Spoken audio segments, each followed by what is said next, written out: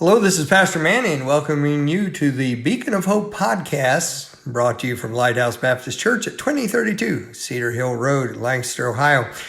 I'm going to be doing a little mini series on misunderstood verses in the Bible. This first one I want to start with is Proverbs chapter 18 and verse 24, and it reads as follows: "A man that hath friends must show himself friendly, and there is a friend that sticketh closer than a brother." Now, most commonly, when someone comments on this verse, or if someone is speaking about it or whatever, they will quote this verse on friends in order to show someone how to acquire friends. They'll say, well, the Bible says if you're going to have friends, then you need to be friendly. Now, I agree with the principle that if you're going to have friends, you must be friendly. But that is not what that verse says. The verse says, a man that hath friends. In other words, he already possesses them.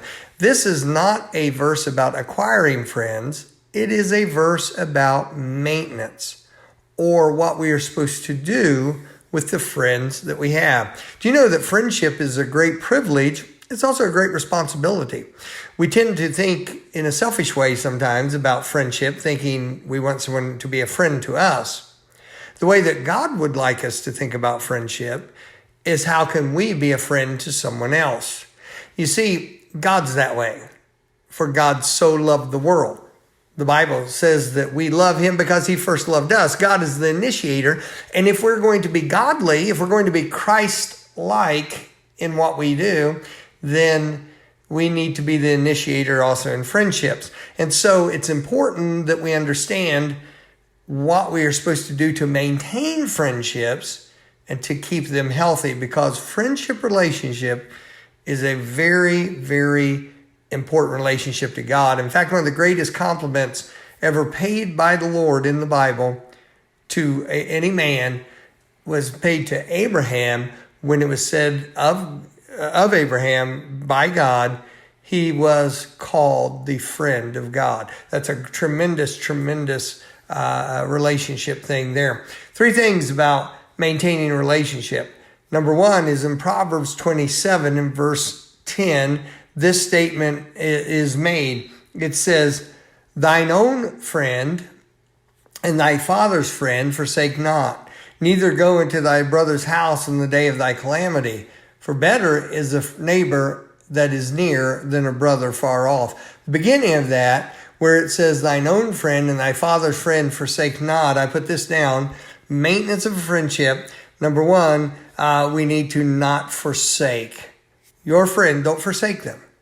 Don't leave them in their hour of need. Don't leave them at a time when they might be weak. Don't forget them. Don't view your friends as disposable. It only takes a little bit of time to let someone know they're thought of. So don't forsake. Number two, we are to love at all times. Proverbs 17 verse 17 says as much. It says, "A friend loveth at all times, and a brother is born for adversity."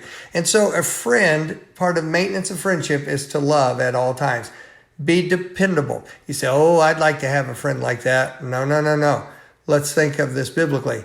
How about, I would like to be a friend like that? See, if I'm dependent on waiting for someone to be that kind of friend to me, then my happiness, my joy is based on whether or not they perform.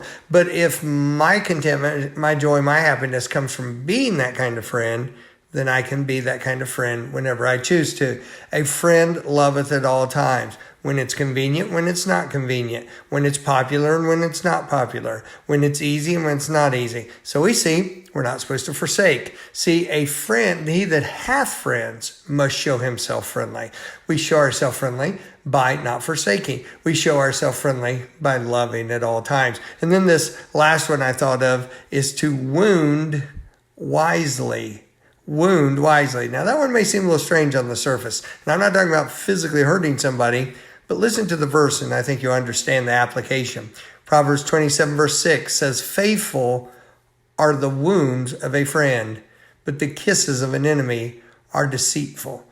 In other words, as a friend, we have to be willing to be honest enough, courageous enough, and wise enough to love in a way that is healthy, and to love strongly enough that if we have to wound, if we have to address a hard subject, if we have to say something that's not going to be making someone happy, then we're willing to do that.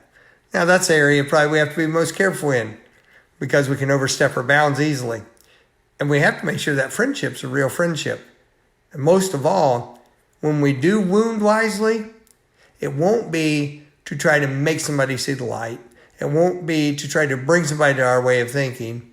It'll be brought out of a heart of concern that sees a friend either not doing what they need to do in order to be healthy in some area of their life, or pursuing a course of action which is going to lead to hurt, destruction, or loss.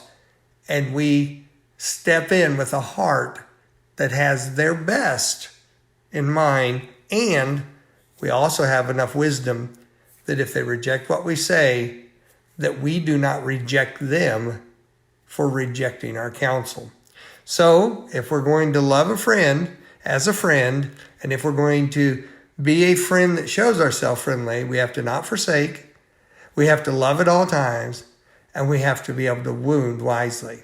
Think on these things, pray over these things, and incorporate these things, and the world will have at least one more wise and good friend in it, because you've chosen to do things God's way.